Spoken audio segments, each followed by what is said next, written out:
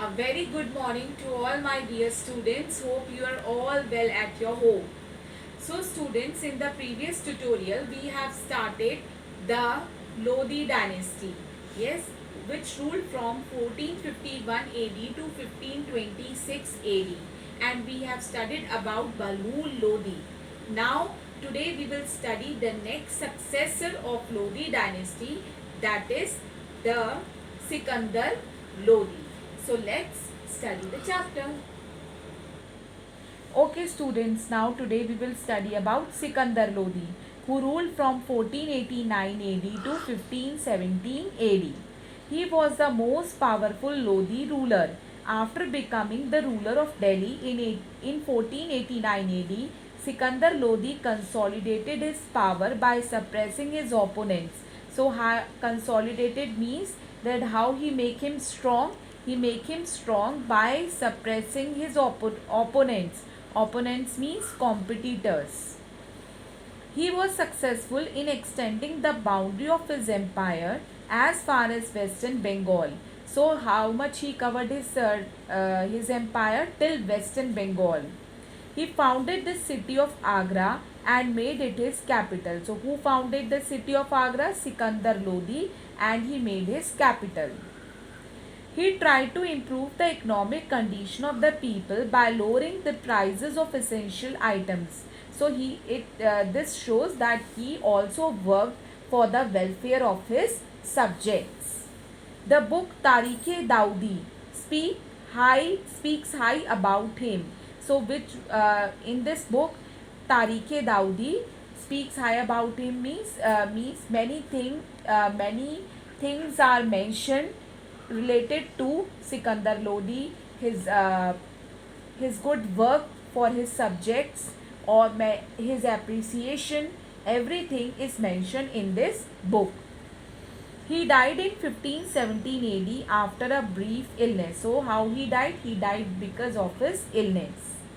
Now after Sikandar Lodi, who was the next ruler? Ibrahim Lodi, who ruled from 1517 AD to 1526 AD. Ibrahim Lodi succeeded Sikandar Lodi. The Afghan nobles rebelled against him, but he defeated them. Students, many times you have seen the word nobles. What is noble? Noble means in ancient times, the person who belonged to very high social class. Yes, they were given a special title as nobles. Again, I am repeating.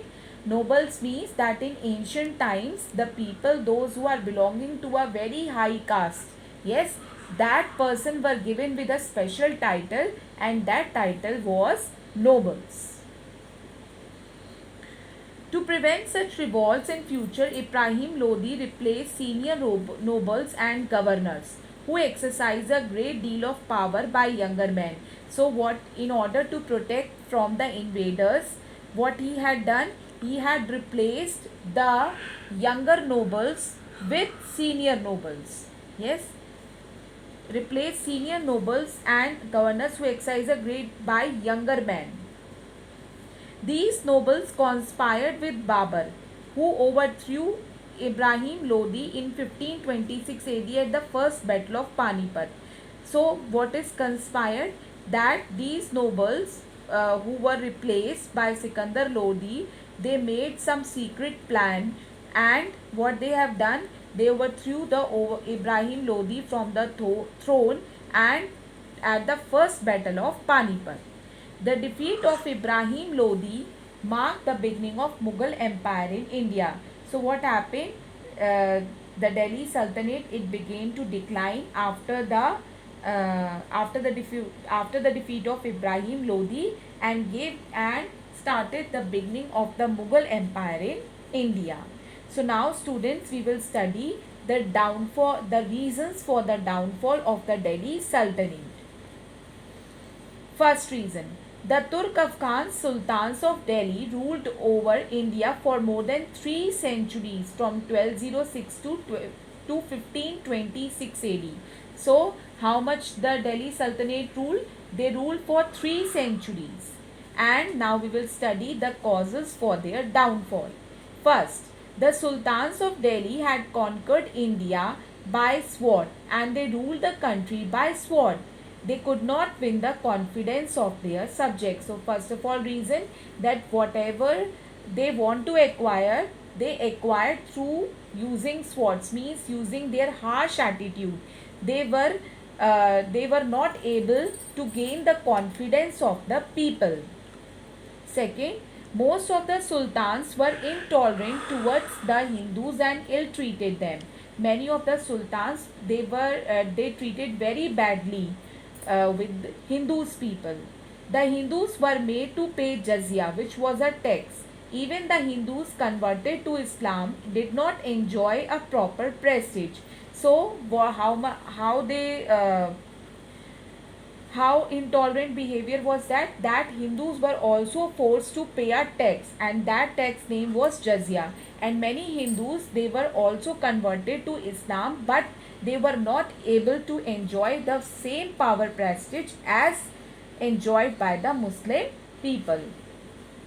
Most of the sultans were weak and pleasure loving rulers. So another reason is most of them were weak. Their nobles often revolted against them. Nobles, I told you, were they many of the nobles, they revolt against their sultans, and means there was absence of loyalty.